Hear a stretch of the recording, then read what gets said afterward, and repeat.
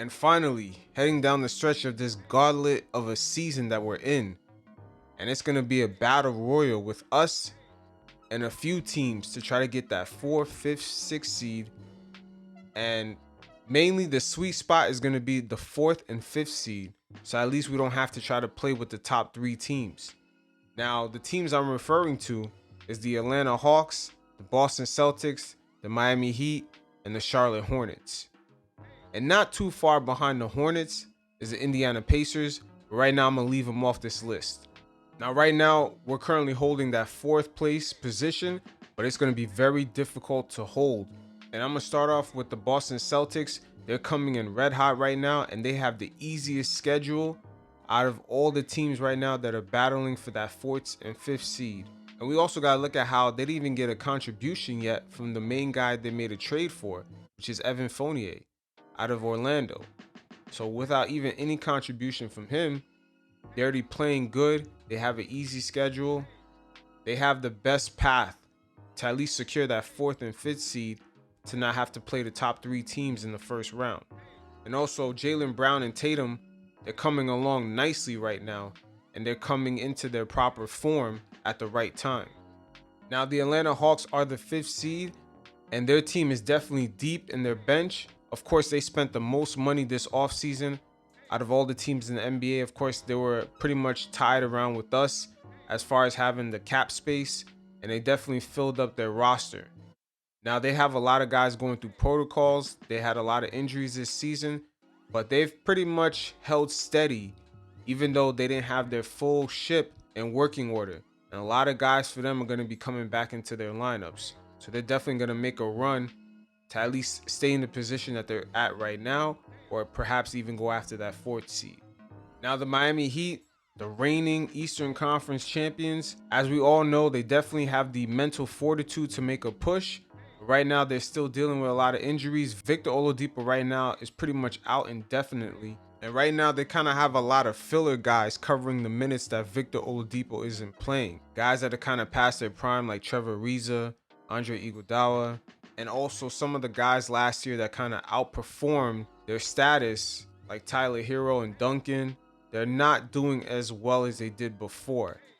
Sometimes when the players have expectations, all of a sudden, they sort of fall back down to earth. And this is what's pretty much happening to some of the Miami Heat players this season.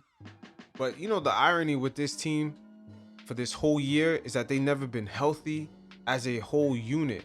Whether they're going through protocols or whether they're dealing with injuries, they just haven't really been together long enough to even establish that chemistry that they had last year to make that push to go to the NBA Finals. But I still got to put them in the mix because once again, they have Jimmy Butler. They got Bam playing at a high level. And of course, the culture that they have, you can never underestimate this team. And finally, looking at the Hornets, of course, they're getting LaMelo Ball back. They have guys like Terry Rozier playing out of his mind this season. And surprisingly, Michael Jordan, for the first time in a long time, looks like he has a good product. But the Hornets have been kind of up and down as of late. They are 3-7 in their last 10 games.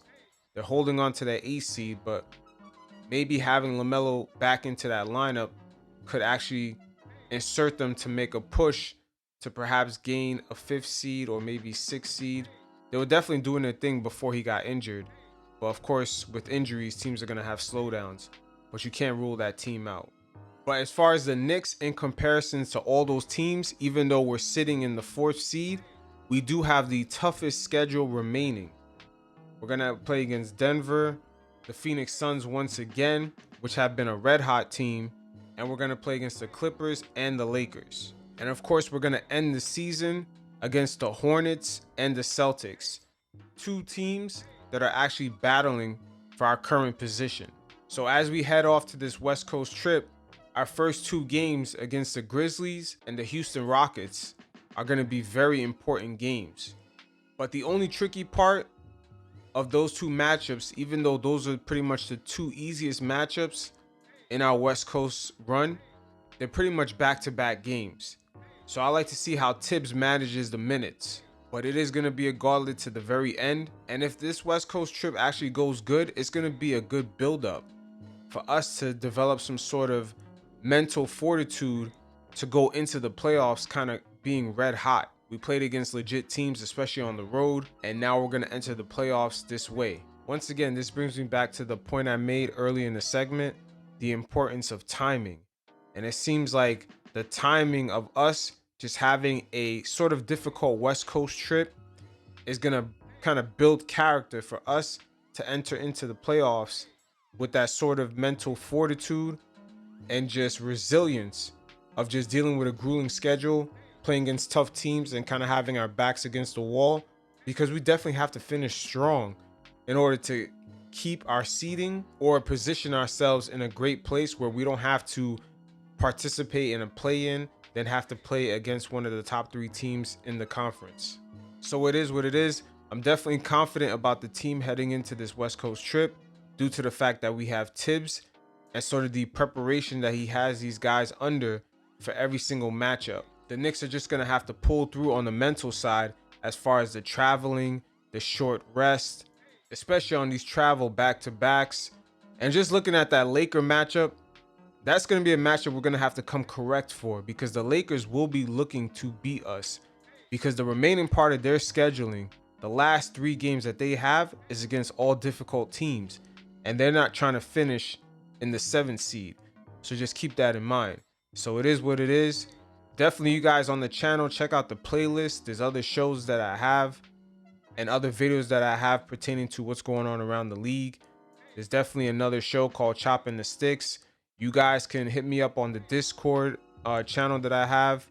Send me your gamer tags. We could play 2K and chop it up, and I'll definitely feature it on the channel. So it is what it is. Until next time, you guys stay safe. Peace.